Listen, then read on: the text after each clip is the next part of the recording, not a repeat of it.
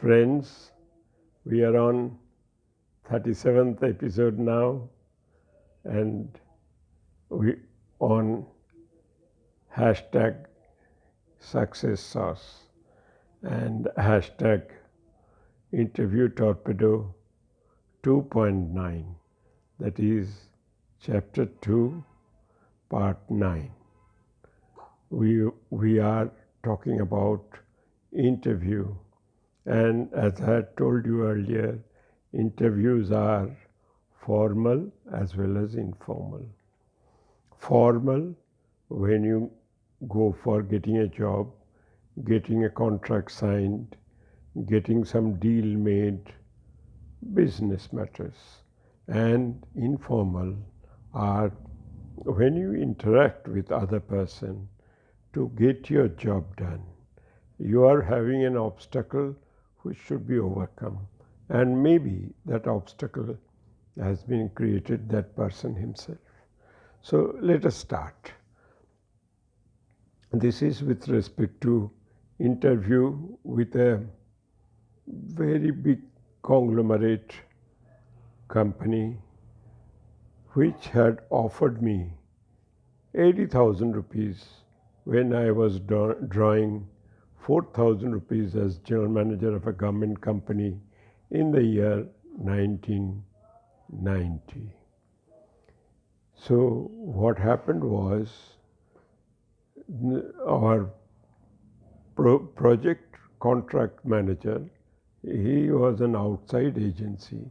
He somehow recommended my name to the conglomerate chief, and the chief wanted to know me through his agent, who is a deputy general manager.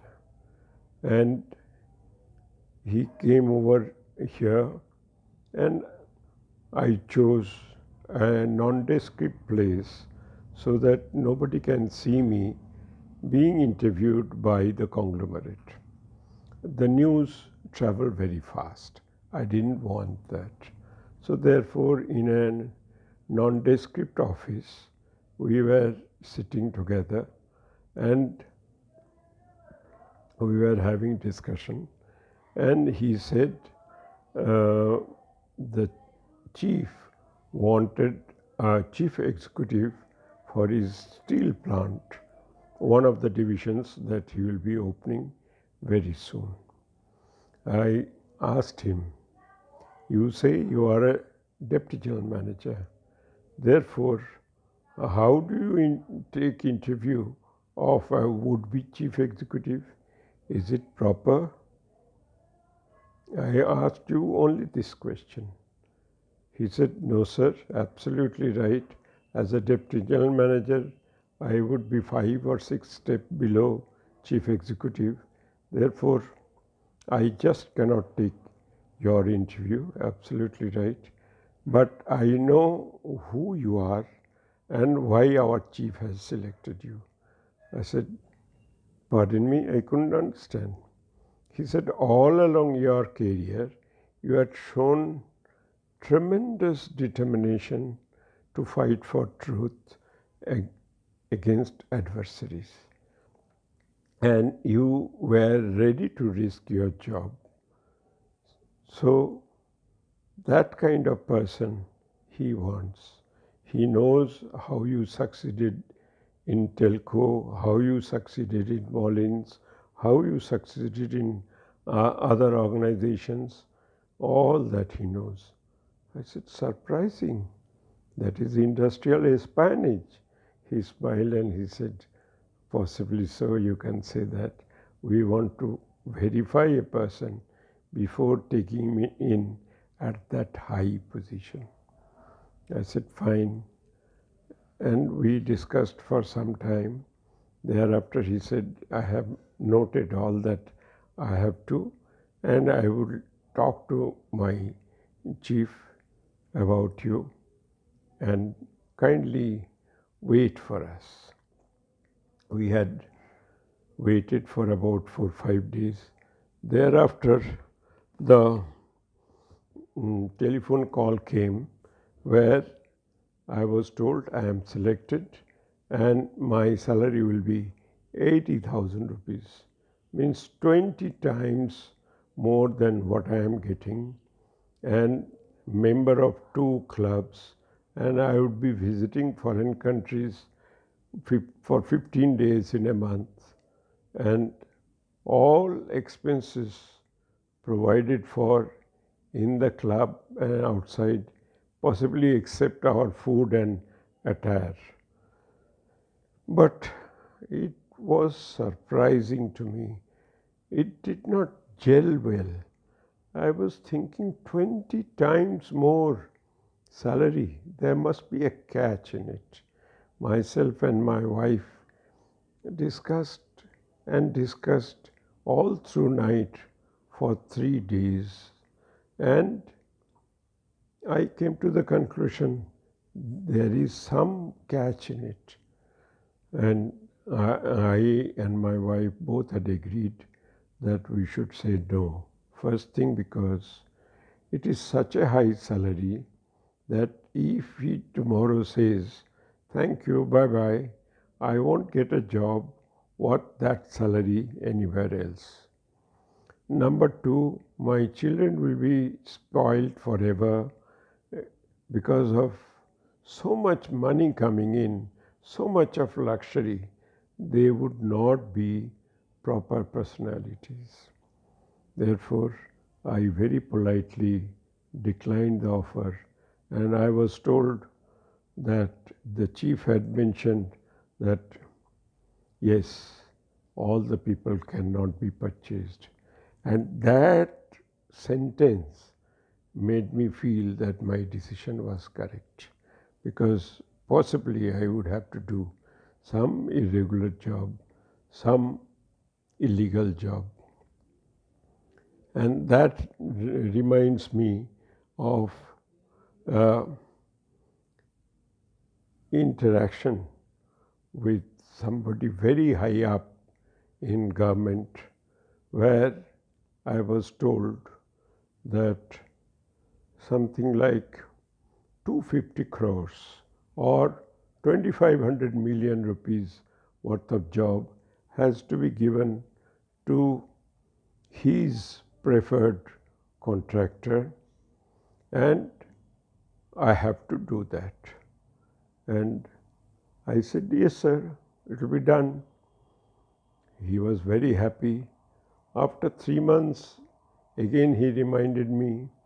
I said, yes, sir, it will be done. After 6 months, he reminded me, called me in his room and reminded me. I said, yes, sir, it will be done.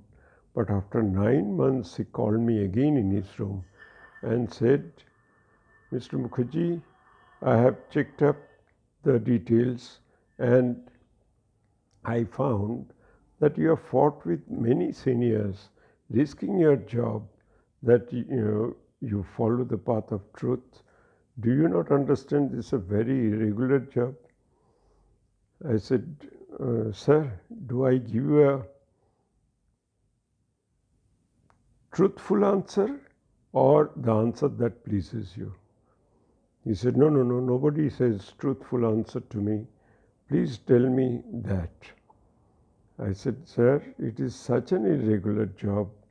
The other conglomerate will have to float 2 international tenders, reject them on some reasons, and then 2 national tenders, reject them on some reasons, and thereafter on the 5th occasion they can give to our organization as a government company, as there is no other way we can get the job done.